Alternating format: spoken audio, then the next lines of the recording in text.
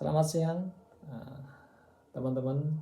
Jumpa kembali dengan saya, Prayogi Arsaputra dari Sekolah Negarawan. Pada saat saya membuat video ini,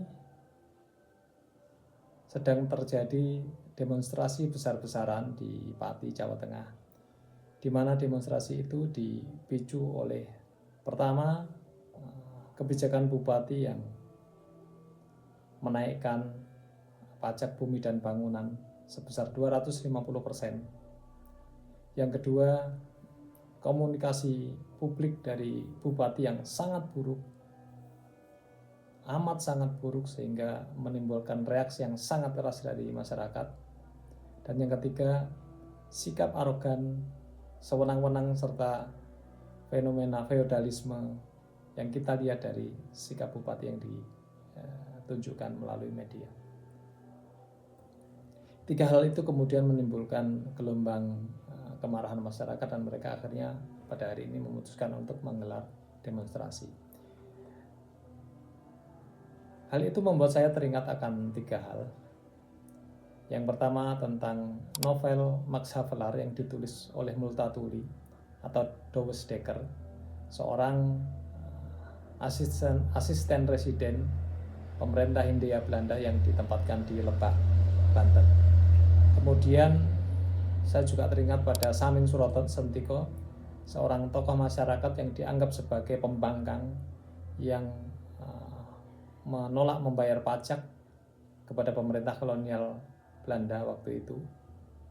Kemudian yang ketiga, maraknya pengibaran bendera One Piece di berbagai tempat di negeri ini.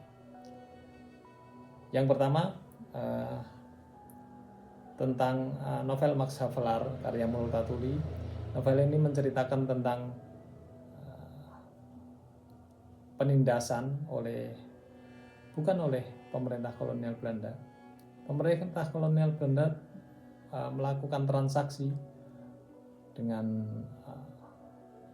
para petani di Indonesia, di Jawa waktu itu. Tapi kemudian justru bupati-bupati yang berkuasa di sini, orang yang notabene orang pribumi, yang justru berlaku melebihi apa yang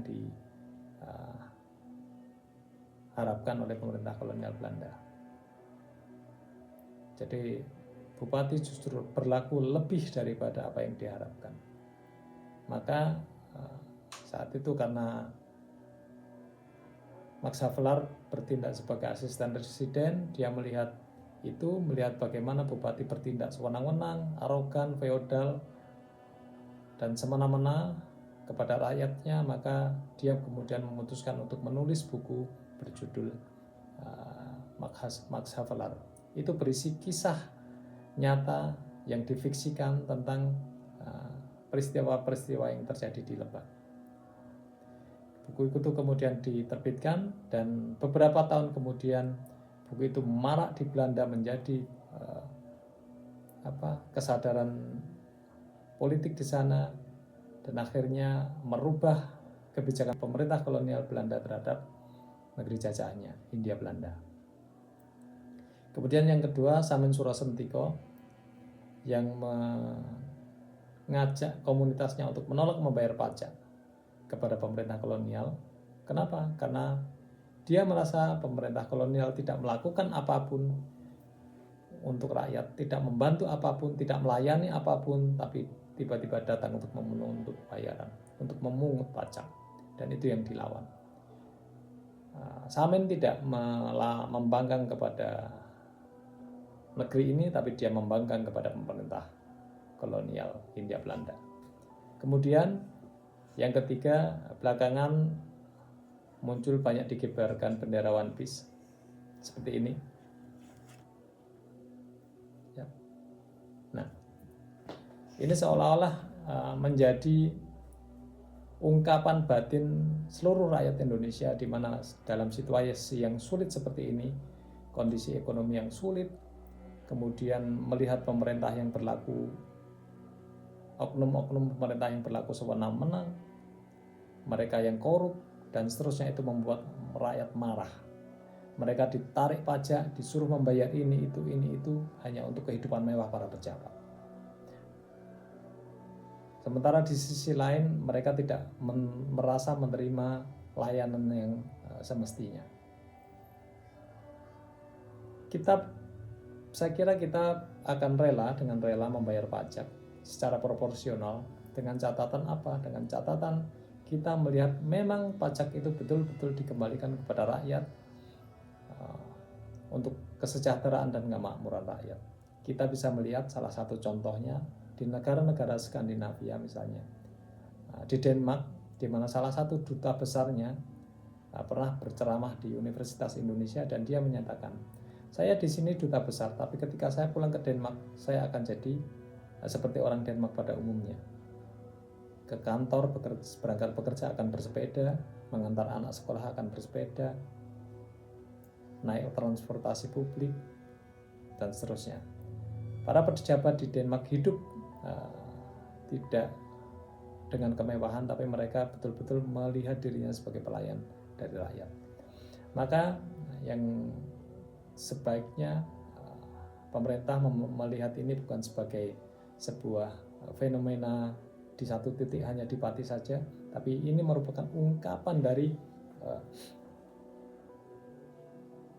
hampir seluruh rakyat di Indonesia ketika situasi ekonomi semakin menjepit, sulit, barang-barang naik sementara penghasilan stagnan, itu yang membuat kita semua marah. Dan rasanya apa yang diperlukan untuk itu, untuk mencegah ada pembangkangan massal, yaitu dengan melakukan reformasi pada 3 hal. 1, reformasi birokrasi dengan cara melakukan transformasi digital, mempermudah masyarakat memperoleh layanannya dengan baik.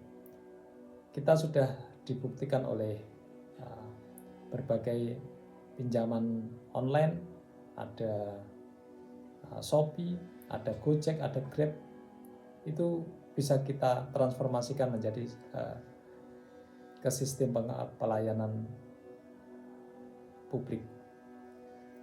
Misalnya dalam pengurusan KTP, pengurusan SIM, pengurusan macam-macam, pembayaran BPJS dan seterusnya. Kita bisa mengadopsi itu. Yang kedua, transformasi cara berpikir para abdi negara pada aparatur, para ASN, bahwa mereka bukan seperti pegawai kerajaan, atau mereka bukan sebagai feodal baru, raja-raja kecil yang bertindak sewenang-wenang, bertindak seolah-olah rakyat yang harus melayani mereka, tetapi mereka yang harus melayani rakyat. Kemudian yang ketiga, mungkin kita harus sampai ke reformasi sistem ketatanegaraan. Karena apa? Karena semenjak amandemen ketiga, rakyat itu sudah dikebiri. Mereka tidak lagi memiliki hak di negeri ini sebagai pemilik saham, tetapi diwakili oleh Undang-Undang Dasar 1945, sebuah benda mati. Karena itu kepada para pemimpin yang mengelola negara kita saat ini, rakyat sedang melihat Anda semuanya, dan sebaiknya untuk kehidupan kita yang lebih baik ke depan, untuk anak cucu kita, lakukan semua hal yang mungkin, yang itu fokusnya adalah kesejahteraan dan kemakmuran untuk rakyat, bukan untuk diri sendiri dan kelompok Anda semuanya. Terima kasih.